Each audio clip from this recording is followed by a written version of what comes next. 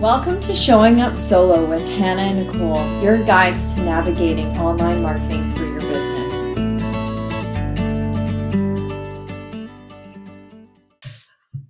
Hello, everybody. Today, Nicole and I are joined by Cricket of Joyful Purpose Coaching. Now, I've known Cricket for a little while. She was we were business babies together. And I'm so glad that she's here to join us today. Cricket, why don't you tell everyone a little bit about yourself, who you are and what you do? Thank you so much for having me. My name's Cricket. I'm a life and spiritual coach, and my passion is helping people to discover and pursue their joyful purpose so that they can get unstuck, drop the fear, and empower themselves for the new paradigm. So I love helping people get out of their own way so that they can achieve the things that they truly desire to achieve. That's wonderful. I mean, I think that's so necessary. I know when I started my business, it was a reaction. I don't know if you guys have felt like I felt like everything I've done in my business up until recently has been very reaction, like reaction to being laid off, reaction to needing money, and then I'm moving into a place of intention, but I think that's a uncomfortable transition to be in. It's a lot of growing pains with that. Yeah, I would agree that that's pretty much how I started my business as well. Like, it was a reaction. I was finishing my maternity leave and we had moved and I needed to find a new career. And so, yeah, it's coming from reaction instead of like not preventative, but long-term thinking of like how you can grow and how something can grow with you. That's so interesting because I feel like I'm kind of the opposite. I never knew what I wanted to do. I was always a musician, but I didn't feel like I wanted to go to school for that because I didn't want to end up a music teacher, if I didn't make it. And so I ended up just doing a lot of other things that weren't as fulfilling. I worked in restaurants for years. When I got tired of that, I started doing cosmetology, but I always felt like there was just something else in me. And I just kept kind of being open to what my thing was. And what I always knew was what I did love doing was personal growth and development, my spiritual practice. That was stuff that I just do anyway. And then when I found out that coaching was like a profession, I was like, oh my gosh, so I get to take everything that I already love to do, all of that learning and growth that I've experienced, and I get to bring that to people. And at that point, when I discovered coaching, I was writing inspirational music that was inspired from my personal growth and spiritual practices. And so instead of just singing about people, like helping people discover and pursue their dreams, I was like, oh my gosh, I can actually give them tools and tangibly help them do it. And so for me, it wasn't necessarily reactionary. It was more like I was always being pulled to a greater purpose. I just had no idea what it was, but I just kept kind of blindly following the breadcrumbs. That's pretty special though. Like, I think that's like not many people get, or they're not aware of that kind of situation or of that experience. So I think that's like something really special. Yeah, to trust in that journey. I know for myself, there's always been like what I felt inside me was something I loved doing. And then no, you need to do this, this other voice pulling me away. So I think that's pretty special to follow the breadcrumbs, to choose to let that happen. Well, and that's not to say it wasn't challenging. I mean, it was really unfulfilling to work in a restaurant. It was really unfulfilling to be doing hair. And although I found many, many gifts in it, like it all led to where I am now and gave me the skills that I need to be a coach. But it was depleting and disappointing to be feeling like, I feel like I'm meant for something more and this isn't it. I mean, when people would say, oh, so has your passion always been doing hair? And I'm like doing their hair like, yeah. Absolutely. Right. I feel that way about admin. I mean, like, I am known as like an admin whiz, and I do get like that dopamine hit from getting something really well organized. But is it my dream? Or is it just something I'm good at? There's like finding the difference. Yeah. Totally. And it's a really interesting paradox, because what I've found for my own life and working with my clients and helping them pursue their life purpose is that everyone has a different definition of what life purpose is. For me, I'm finding it's living a harmonious lifestyle. So some people, though, do define it as their vocation. Like they want to be doing the thing that they're meant to do. But the more that I have found that for myself and my clients, it's also and being happy and satisfied where you are. So you can live your joyful purpose right now with exactly everything that you have in this very moment, and be pulled by that higher calling that's pulling you to express your gifts and your passions. And I think that what I'm really discovering is that your joyful purpose is really the merging of the two, where you're happy with where you are and you have a vision that inspires you for the future. Yeah, that's really inspiring because it, you know, it opens you up to new things and exploring things about yourself, but it also leaves you so you're not wishing that you're missing out. Like I think a lot of us feel like we compare ourselves to other people. I know I fall into that trap all the time. Me too. Yeah, so it's like reminding yourself like the things that you have are actually very beautiful, and this is how you can continue to keep growing. So yeah, I think that's very cool what you're doing. Thank you. Yeah, you can enjoy and appreciate where you are, and that's not the end of it. Like Yeah, that you don't have to just be happy with what you've got. You can be happy with what you've got and want more, and both are okay. I think Yeah. really, And yeah, that's the nature of life. Like life, look all around you. Life expands. Like we never are stagnant. And if you're stagnant, you're dying, right? So it's yeah, always this expansion, this growth, this exploration. And so even when you think so when you're like seeing someone else, for example, because I've totally fallen into the comparison trap. So you're seeing somebody else, you're like, oh, they're doing exactly what they're meant to be doing. I want to get there. But yeah, if you even get there to what you think there is, there's just going to be more challenges. There's just going to be more growth. And the thing is, someone said once, once you have the thing that you want, by definition, you don't want it anymore. yeah, Have you experienced that with a car or something? Like you're trying to manifest like a tangible thing that you're like, oh, I really want that coat. And then you get it. And then it's like, what do I want next? yeah, Right. So that's why I think doing the work to really appreciate right where you are for everything that you have in this moment is so powerful for realizing your purpose, no matter what your career is or your business or what you're doing in your life. yeah. There's two things in this conversation that we've had so far. And one of it was Hannah made a comment of, um, it's scared to take risks or challenges. And then you, Cricket, saying, like you were pulled into this role, into like your purpose.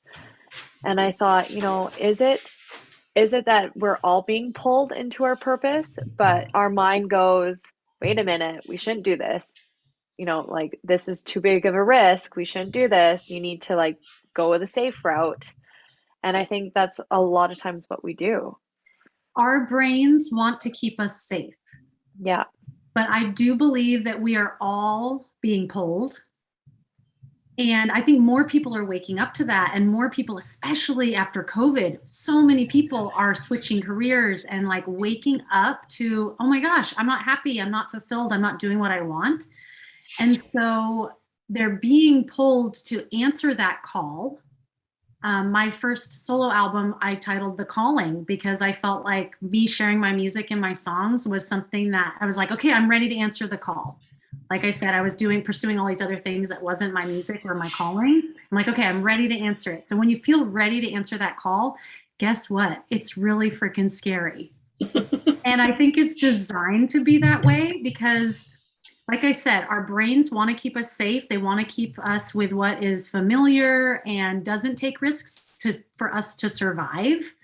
But when we stretch ourselves and do those scary things, that's what grows us. That's what expands us. And again, that's what life is. You can't expand to the next version of yourself exactly who you are now. Yeah. So you have to push yourself and challenge yourself. And I have found that the things that are the most scary, I look for if they're scary and exciting. And if it's scary and a little bit exciting, I push myself to do it, or I try to remind myself to push myself to do it. I'm not always successful, but those are the things I think have the greatest reward on the other side, those challenges, because it's really pulling us into our next level of expression. Yeah. Yeah, it's interesting. I was watching on Netflix last night, the Mind Explained.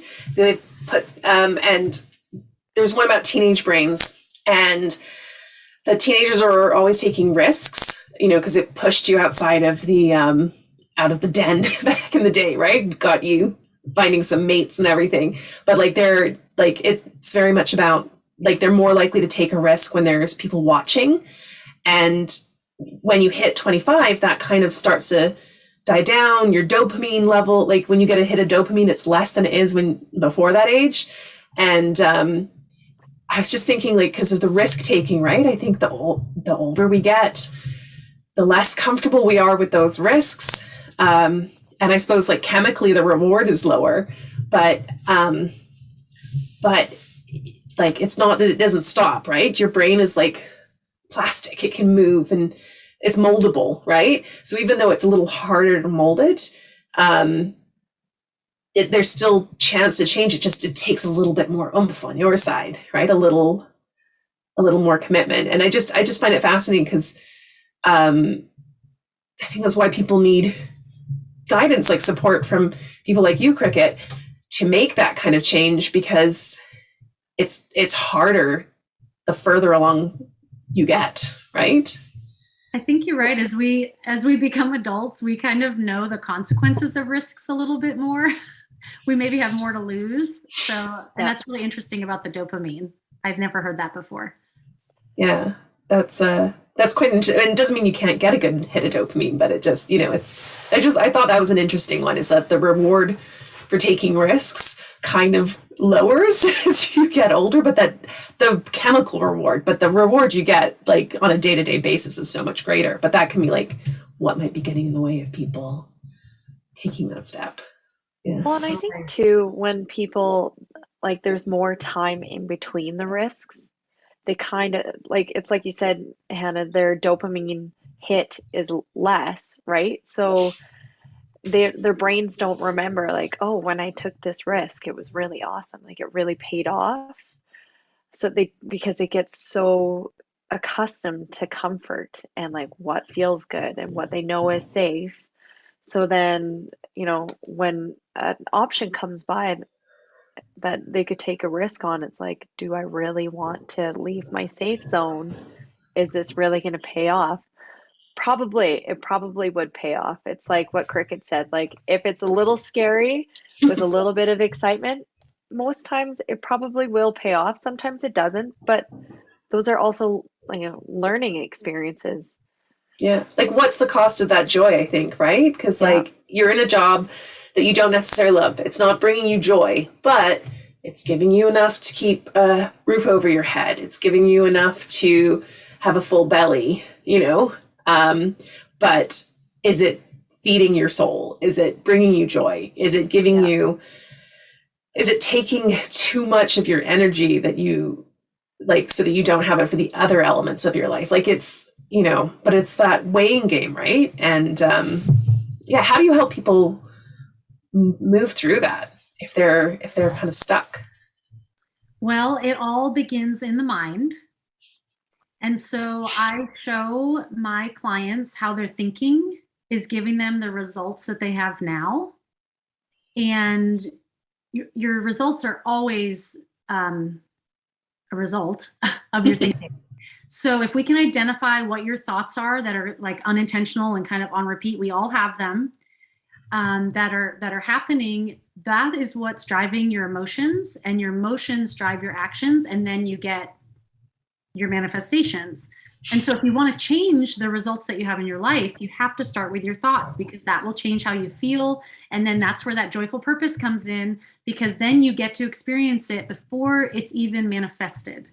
And so if somebody is feeling really stuck and unfulfilled in their current job, I would have them look at how they're thinking about their job. Often, you have people who come in every day, they're complaining, oh, this didn't work out again, or my boss is on my butt for whatever. I've actually never worked an office job, so I'm just like envisioning what that might look like. But, and so, but it could be with anything. It's like the way you think about it is the way you're actually going to attract it back to you. But if you end up changing your perspective on it, and this is going to be different for everyone. It's like, how would you rather feel going to work? Now you're feeling disgruntled, you're feeling frustrated, you're feeling stuck. How do you want to feel in your job? If nothing changed and you had to go to your office every day or your gig, how would you want to feel? Well, I'd want to feel inspired. I'd want to feel excited. Okay, what would you have to think to feel excited and inspired? And for some people, like I had one client, she was actually working towards being a coach, but she had this really great paying job. And she had this huge aha because she realized, like, no, I have this great paying job that gets to pay me while I build that other thing. And she's just reflecting on how everyone envies the job that she has, even though she doesn't want to keep doing it forever. She was able to find gratitude for it because it was the stepping stone for her to get to what she really wanted. So once she changed how she thought about it, as opposed to, well, I have to do this and it's not fulfilling, to I get to do this and it pays me so well, so I get to really do what I'm passionate about, it changed her life. That's powerful. That's really powerful. Yeah. That like, I just mind blown moment right there. Yeah. So it doesn't mean your external circumstances, when we accept things as they are and we are able to find the gifts in them, it doesn't mean that we're not working towards something else. It doesn't mean we're not going to change it. But it's like the difference of living your life miserably or living your life in joy. You always get a choice. And it always starts with how you think about it. And so that's what I do in my own practice for myself. And that's what I do for my clients to help to shift that, so they can start living the life that they envision themselves being called to have right now. Yeah. Yeah. And I think practicing gratitude is so important. And a lot of people find that really beneficial as well. Is you're right. Like, we can often get stuck in the negatives, the things that don't go our way, or the things we think we're missing out on, and miss the wonderful things in our lives that help us. Yeah. That we get to have. Like, I get to cuddle and tickle my kids on the couch in the morning. I don't have to start work at a set time. I can take an extra 10 minutes to drink my coffee on the couch and snuggle up with my kids. And that's something I'm really grateful for. And again, I'm grateful then for being let go from my last job, because I would not have this if I hadn't, like, every experience eventually brings you to where you are. So, yeah. Yeah. I've heard so many messages of how powerful writing, journaling your gratitude is. It's like takes everything one step further than just like thinking it in your mind. It's actually like the process of doing it. I've heard like the results that come from it can be so powerful for people that it just moves them one step forward. So I've like tried to do that more and more. I know I have to like remind myself, because you kind of get back into like old routines. But I've noticed that when my thinking changes, things change around me. Like my relationships change with my husband and my children or my friends, like my outlook on things. Yeah, it's incredible. Absolutely. Gratitude is like a main staple in my spiritual practice. And, I haven't been consistent with it always, but I discovered it in 2015 when I had decided I was going to put out a solo album and I was going to do a crowdfunding campaign. I wanted to raise $10,000 to make the album. And at the time I was like, oh my gosh, that's like, I think I initially was going to set it for like 3 or 5,000. And then someone was like, no, you should do more. And I was like, oh gosh, okay. And so I set it for 10. I had no idea how it was going to happen. And actually at the salon, one of the gifts of working that job, I was cutting this guy's hair and we were talking and he was like an avid reader. He said, actually, I just finished this book. I think you'd like it. He went out to his car. He brought it in to me. It's called The Magic by Rhonda Byrne. And she's the same author of The Secret. And it's a 28-day gratitude practice. So every day it takes you through a different exercise of focus for gratitude. And it changed my life. I'm reading it for the 3rd time now. And it is incredible. And what they say in that book, I think everybody should get it. Again, it's called The Magic. But one thing that I found really makes a gratitude practice more delicious is if you can feel the gratitude. So not just, I've gotten into that like humdrum kind of automatic, like, all right, 5 things I'm grateful for. Thank you for my cat. Thank you for my house. Thank you for my dog, And, but what she says in the book is if you can say, I am so grateful for the warm bed that I have to sleep in because I love being cozy and getting a good night's sleep. And then the next sentence you say, I am so very amazingly in gratitude. So it's like not just having it on auto repeat, but saying what it is you're grateful for and why makes it that much more potent. And write 10 things. And Oh, okay. The thing with writing 10 things is that you really have to start racking your brain and looking for the things in your life that you're grateful for. And if you struggle with this, if you're going through a hard time, I always say, like, start with your body. Start with something really simple. Like if you're listening to this podcast, you've got ears to listen. If you're watching this recording, you've got eyes to see. So just start as basic as possible because there's someone out there that doesn't have the ability to hear or see. And then once you've written your 10, go through and reread them all and I put my hand on my heart and I just let my heart open and I feel the gratitude. Emotion is always our most powerful resource for manifesting and attracting things because the world works on energy and emotions and gratitude is an energy. So when you're putting that out, it is literally amplified out into the field and quantum physics says that has to come back to us. So that's why I find it's so powerful. It's interesting that you just said that because instantly into my mind, I was thinking, when you're around someone and you enter a room and you can just like completely feel their energy, like something's wrong, and you can't help but sometimes take it on. And that's like the negative energy that you're feeling. So think of how powerful like positive energy is when you like let it go into the world.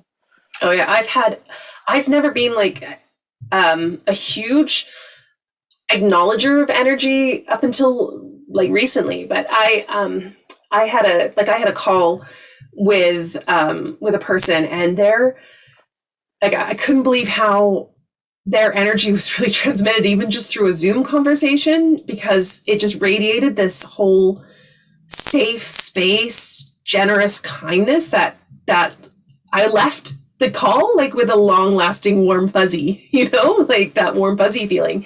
So it really is like, it's really powerful. Like if you can radiate, it has that like domino effect on other people too. And that's how you attract that energy too, because people want to reciprocate. They want to reflect it back to you. So I'll take that even a step further because what I've been finding is not only in a Zoom call, which I will say, Hannah, that's exactly how I felt about you the first time we met. I was just like, I love her. But even in like social media posts, just in text. Like if I write a post and I'm just feeling like, okay, I'm going to get a client from this post and what am I going to say? What am I going to say that's going to get them to call me and want to hire me? As opposed to like, oh, I'm in so much gratitude. I love my life. I love my clients I already have. And like, what do I want to share that just is, I'm so excited about right now that I think someone else might want to hear too. I could say the exact same words in a post, but have that different energy. And I've seen this happen where I'll get crickets from the first energy, and the second I'll get people responding and reaching out to me for consult. So that's something I think as we talk about marketing, it's like you need to fill up your cup first and then share that with your audience. And it's infectious. People want that. They're drawn to it. And so it's like the magic sauce, I think, for being an entrepreneur. Yeah. And that's, and that brings me on to another point. I think, especially because most of our audience are going to be service-based businesses, we've gotten into this industry because we like to help people. We've got something to share. We want to have that kind of, that supportive role. But I think running a business is hard. It's hard work. There are so many things. And I think it's very easy to buckle under the weight of that and to kind of forget in the mess, in the chaos of running a business, why we started to do it in the first place. Or even if the why was a reaction, like I was saying with my business, there's still, like, even though it was a reaction, there was still an underlying motivation that maybe I didn't acknowledge at the time. But how do you help someone get out of that? How do you help them rise above the fog and the chaos and kind of realign with their purpose? Well, I think first it does start with your own practice. So I got really stuck when I was first starting my business. I just always had an insatiable appetite for personal growth and development. But when I discovered coaching, I just got really into the doing, and I wanted to build my business. I wanted to get good at coaching. And I didn't really take the time to hire my own coach. I wasn't doing my spiritual practice. I kind of let all that fall away. And I just got into this kind of generating mode of like trying to do all the things that you're supposed to do to have a successful coaching business. And it wasn't working. And so I ended up burning myself out. And in that time of me kind of being burnt out, not doing anything. And then when I was like kind of ready to kind of re-enter, I hired myself a coach. I started doing my spiritual practice. I started doing all the things that filled me up first. And then the rest fell into line.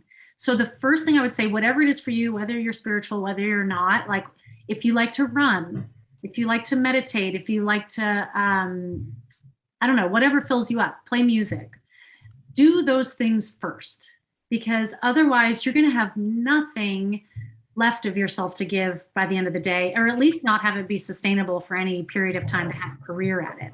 So that would be the first thing that I'd say. The second thing I would say is make sure that whatever you're doing in your business, and again, I speak from experience, there's a real purpose for it. It's something that's going to either fill you up and make you excited or get you money, right? So I did so many things in my business that were just like almost busy work. And they weren't lighting me up. There were things that other people were telling me I should do because it had worked for them, but I didn't really check in with me and see if it was something that I even wanted to do. So for example, I did want to do this because I was like, sign me up, I want to do it. I did a 21-day virtual summit. That's actually kind of right about the time I met Hannah, and I hired her to help me because it was so much work. It was a lot of work. It was like, I mean, there was so much in there and it was so valuable, but it was like, that was a huge undertaking. Yes. And it was very ambitious for me just starting out as a new coach, but I wanted, some of my other marketing coach had said, if you do this, it'll totally fill your books. Like you'll be launched and ready to go. And I was like, okay, I want to do that. But I didn't really check yet. Like I said, I wasn't filling myself up first. I wasn't doing any self-care. I wasn't doing any of my spiritual practice. And I think that if I had done that for myself, because for me, that's how I really center myself and I'm in touch with like what I really want and what feels good for me. If I'd done that, I probably would have checked in and decided, I don't know what I would have decided, but I probably wouldn't have burnt myself out. But I just think that, yeah, if you check in with, do an audit of everything that you're doing in your business and cut the fat. is essentially what I would recommend, because you're going to end up doing all this busy work and get totally burnt out. And if you're not aligned with it and it's not something that's really exciting you, it's not sustainable. Yeah. That's so true. I was thinking, like, as soon as you were saying, okay, fill your cup up first, and I think as parents, we automatically kind of um, give up our needs first for our children, and that kind of translates into our business or into this or into that. And I am so guilty for it, because for me, I like doing certain things for myself, but I push it to the side. I'm always pushing it to the side because God, I have to deal with the kids first, and then I have my business, and then it's like you said, you put everything first, you're tired by the end of the day. You don't want to work on your needs because you've worked on everybody else's. Like, you're done. So, like, that's a great tip for anyone. It's like a really important reminder of, like, you got to fill up your cup. Yeah. And Yeah. it goes back to belief. So we all, like, what are the beliefs that you have about taking a day off? What are the beliefs that you have about taking a break, or going on a walk before you dive into emails? Like, Yeah. most of us think, oh, well, I have to get these things done. Like, if I don't do these now, they're not going to get done. But is that really true? Like, am I going to not be productive if I take a nap? How much more productive will you be when you're able to fill up your cup first? I believe that I'm way more productive. My brain works better. I have faster insights. I'm more efficient when I fill up my cup first. But we end up doing it backwards. Yep. And it just doesn't work. I'm a big proponent of midday naps now. Especially with so much of what I do is creative. It's designing or it's writing copy, and that takes a different kind of energy, a different, like, I feel like it takes more brain power to do than if you're doing something more repetitive that does it, like, where your brain can go off and do something else at the same time. And so I've noticed, like, there's no point flogging a dead horse. Sometimes the best thing to do is just to lie down and take a nap. And sometimes I'll lie down and I won't go to sleep, but all of the ideas will start to fit into place. And by the time my timer goes off, I feel refreshed and ready to, like, hit the books, because I've just given myself some rest, in my lovely comfy bed, which I was thinking when you were talking about the things you're proud of, I love. There's nothing nicer than, like, falling into a nice fluffy pillow with a nice fluffy duvet on you, between the nice cold sheets, when there's no one else to climb in bed or climb on top of you, like little kids. Another benefit of midday naps. Yeah. And I think, that's, like, it's so powerful to just, we think if we're not doing, then we're failing almost, right? Instead of seeing rest as doing something, it is a productive activity because it's helping you and then helping your business. So creativity is a subject that I love because, as I mentioned, I'm a singer-songwriter, always been a musician, and I've been writing songs since before I could play an instrument. But for years, I told myself so many stories about my creative process that were just false.